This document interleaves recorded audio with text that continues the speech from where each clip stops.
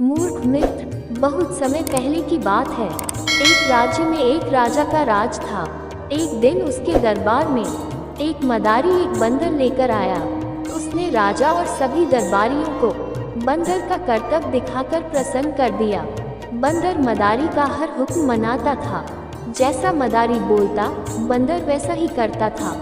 वो आज्ञाकारी बंदर राजा को भा गया। उसने अच्छी कीमत देकर मदारी से वो बंदर खरीद लिया।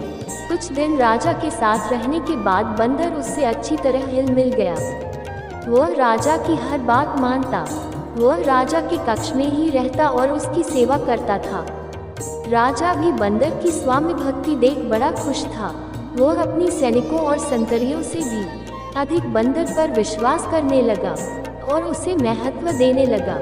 सैनिकों को ये बात बुरी लगती थी, किंतु वे राजा के समक्ष कुछ कह नहीं पाते थे। एक दोपहर की बात है। राजा अपने शयन कक्ष में आराम कर रहा था। बंदर पास ही खड़ा पंखा झल रहा था।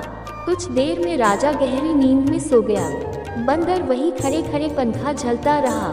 तभी कहीं से एक मक्खी आई और राजा की छाती पर बैठ गई। बंदर की दृष्टि जब मक्खी पर पड़ी तो उसने पंखा हिलाकर उसे हटाने का प्रयास किया। मक्खी उड़ गई, किंतु कुछ देर पश्चात पुनः वापस आकर राजा की छाती पर बैठ गई। पुनः मक्खी को आया देख बंदर अत्यंत क्रोधित हो गया। उसने आप देखा न ताव और पास ही पड़ी राजा की तलवार उठाकर पूरी शक्ति से मक्खी पर प्रहार कर दिया। मक्खी तो उड़ गई, किंतु तलवार के जोरदार प्रहार से राजा की छाती दो टुकड़े हो गई और राजा के प्राण पखेरु उड़ गए।